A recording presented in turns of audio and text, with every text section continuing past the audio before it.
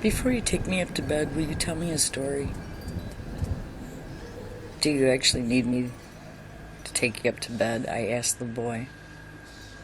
He thought for a moment, then with intense seriousness. Yes, actually I think you do. It's because I finished my homework and so it's my bedtime and I'm a bit scared. Not very scared, just a bit. But it's a very big house and lots of times the lights don't work and it's sort of dark. I reached over and I tousled his hair. I can understand that, I said. It's a very big old house. He nodded. We were in the kitchen where it was light and warm.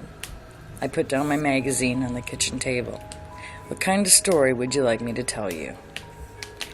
Well, he said thoughtfully, I don't think it should be too scary, because then when I go to bed, I will just be thinking about monsters the whole time. But if it isn't just a little bit scary, then I won't be interested. And you make up scary stories, don't you? I know she says that's what you do. She exaggerates. I write stories, yes. Nothing that's been published yet, though. I write lots of different kinds of stories. But you do write scary stories. Yes. The boy looked up at me from the shadows by the door where he was waiting. Do you know any stories about Clack, the Rattlebag? I don't think so. Those are the best sorts of stories. Do you tell them at your school? He shrugged. Sometimes. What's a Clack, the Rattlebag story? I asked. He was a precocious child and was unimpressed by his sister's boyfriend's ignorance. You could see it on his face. Everybody knows them.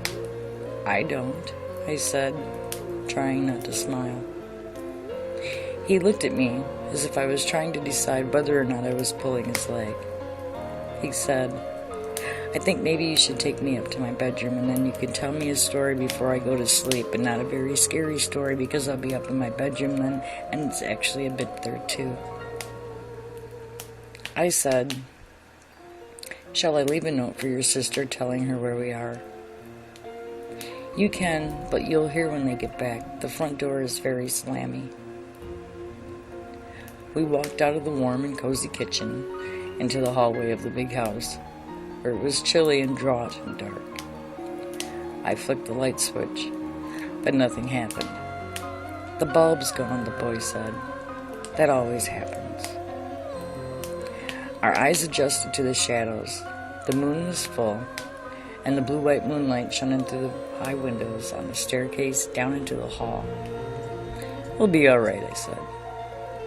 Yes, said the boy soberly. I'm very glad you were here. He seemed less precocious now. His hand found mine, and he held on to my fingers comfortably, trustingly, as if he'd known me all his life. I felt responsible and adult. I did not know if the feeling I had for his sister who was my girlfriend was love. Not yet. But I liked that the child treated me as one of the family. I felt like his big brother. And I stood taller. And if there was something unsettling about the empty house, I would have not admitted it for the world. The stairs creaked beneath the threadbare stair carpet. Click-clacks, said the boy, are the best monsters ever. Are they from television? I don't think so. I don't think any people know where they come from. Mostly they come from the dark. Good place for a monster to come. Yes. We walked along the upper corridor in the shadows, walking from patch of moonlight to patch of moonlight. It was really a big house. I wish I had a flashlight. They come from the dark, said the boy, holding onto my hand. And I think probably they're made of dark. And they come in when you don't pay attention. That's when they come in. And then they take you back to their, not nests, but what's a word like nest, but not? House? No, it's not a house.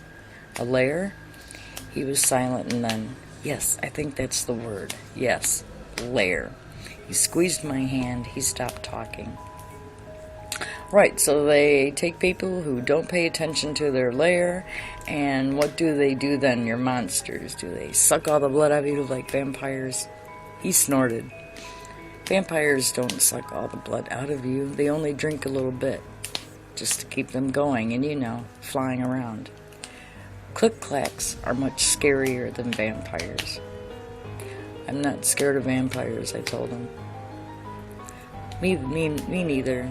I'm not scared of vampires either. Do you want to know what click-clacks do?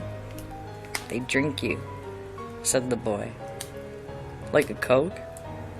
Coke is very bad for you, said the boy. If you put a tooth in a Coke in the morning, it will be dissolved into nothing. That's how bad Coke is for you and why you must always clean your teeth every night. I heard the Coke story as a boy and had been told that as an adult it wasn't true, but was certain that a lie which promoted dental hygiene was a good lie. I let it pass.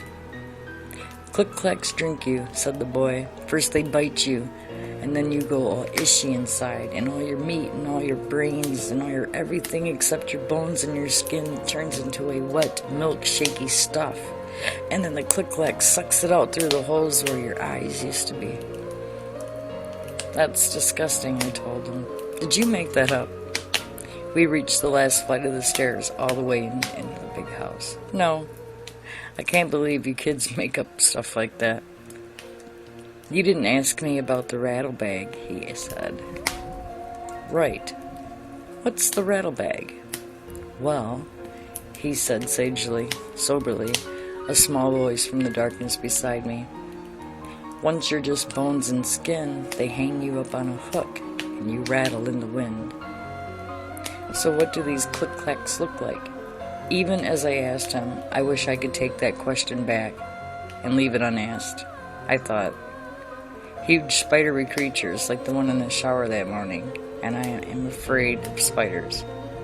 I was relieved when the boy said, they look like what you aren't expecting, what you aren't paying attention to. We were climbing wooden steps now. I held onto the railing on my left hand, held his hand with my right, and as he walked beside me, it smelled like dust and old wood, that high up in the house. The boy's tread was certain, even though the moonlight was scarce. Do you know what story you're going to tell me to put me to bed, he asked. It doesn't actually have to be scary. Not really. Maybe you could tell me about this evening, tell me what you did. That won't make much of a story for you. My girlfriend just moved into a new place on the edge of town. She inherited from an aunt or someone. It's very big and very old. I'm going to spend my first night with her tonight, so I've been waiting for an hour or so for her and her housemates to come back with the wine and Indian takeout. See, said the boy. There was that precocious amusement again, but all kids can be insufferable sometimes when they think they know something you don't. It's probably good for them. You know all that, but you don't think. You just let your brain fill in the gaps. He pushed open the door to the attic room. It was perfectly dark now, but the opening door disturbed the air, and I heard things rattle gently, like dry bones in thin bags, in the slight wind. Click-clack, click-clack, like that. I would have pulled away then, if I could have, but small, very firm fingers pulled me forward, unrelentingly, into the dark.